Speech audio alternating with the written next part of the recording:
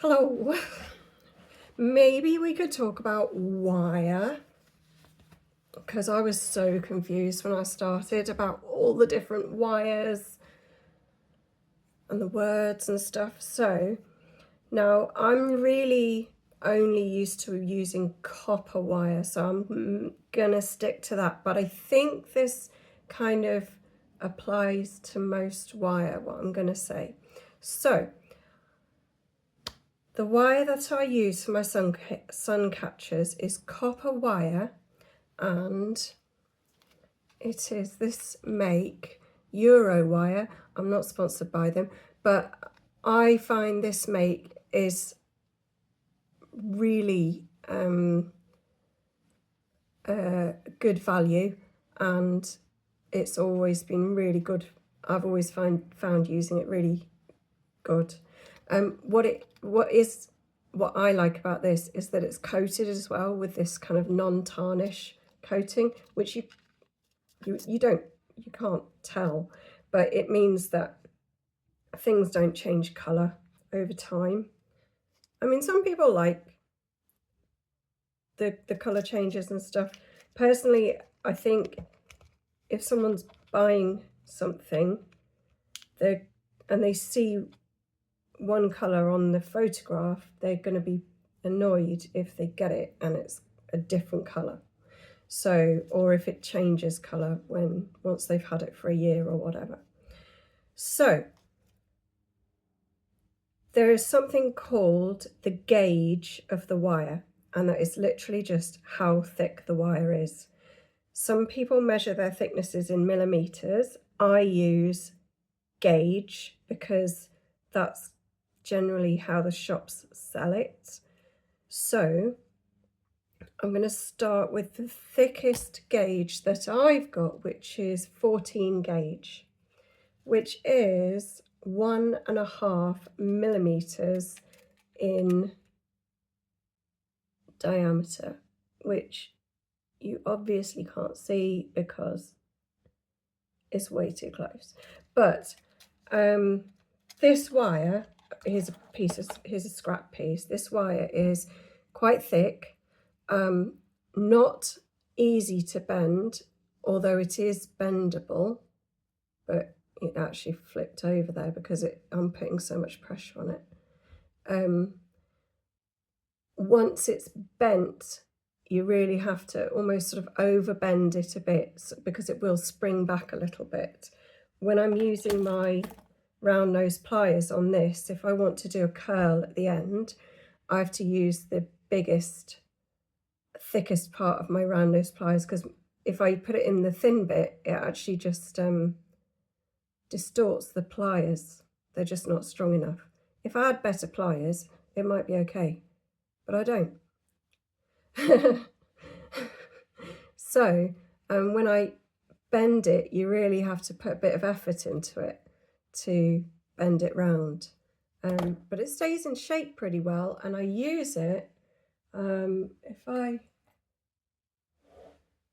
get one of my sun catchers. Ooh, that I've used it for that sun, and it holds its shape really well, and it looks really nice, I think. Now, counterintuitively, the lower the gauge, the thicker the wire. So 14 gauge is that one. The next one I've got is a 20 gauge. That is 0.8 millimeters. I think I want to get something that's in between the two, like an 18 gauge, because I'm finding I want something, a thickness in between the two. Now this one is much more bendable, much easier to bend. But of course it doesn't hold its shape as well. So this one I use for the bodies. I use this mostly as a strip that will have beads on it. So a body of a spider or a body of a dragonfly. Hang on. So this dragonfly has got a 20 gauge wire all down the middle of it. Okay, so, and the wings, the outside of the wings are 20 gauge as well. So it's thinner, more malleable. It will bend, so it will bend easier. So I would use it for smaller frames like the dragonfly. However, the dragonfly has this wire on the outside, and that is 22 gauge. That's 20, this is 22. So 22, a little bit thinner again, 0.6 millimeters. And I've used that to go around the outside of the dragonfly because it's easier to bend again. But it will still keep its shape pretty well on small bends.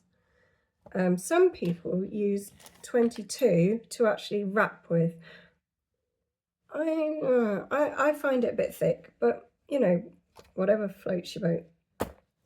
Next one I've got is the 26. This is my favourite wire for wrapping beads. I find it is strong enough not to snap when you're pulling on it hard, but thin enough to be really wibbly. So that's the 26. Super wiggly.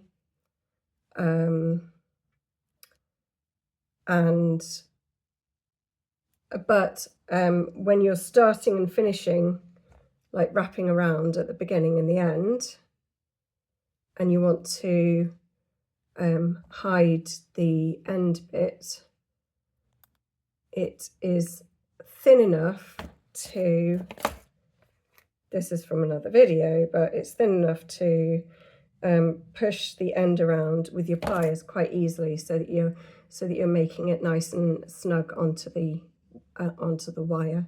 So that's my 26 gauge, and my son again.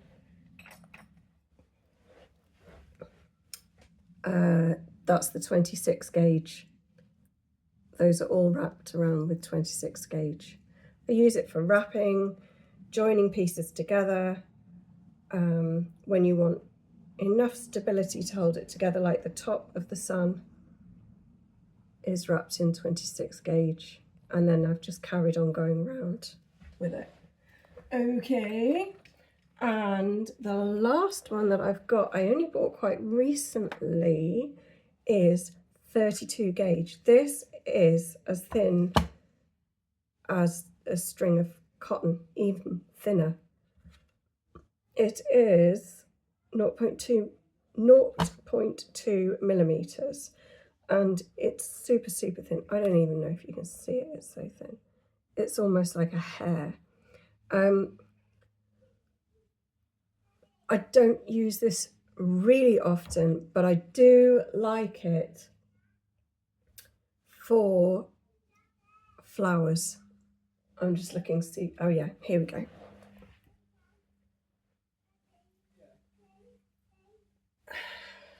When I'm making flowers, like that one there, I use that one there is made with the 20 gauge wire to make the outside of the flower, and then I've bound it to hold it together with the 32 gauge, and each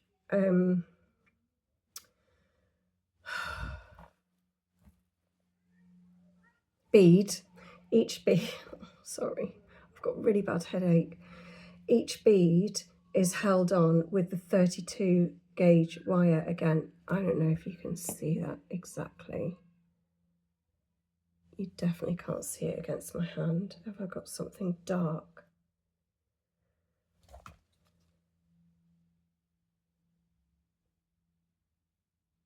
I don't know if you can see that, but that's the 32 gauge, and it looks great because you can hardly see it. It's almost invisible. So it's really great for flowers, and also the little flowers that I make with just the, with just the beads. Let me see, hang on a minute. Where's this one here? So this one here has got flowers that I've made.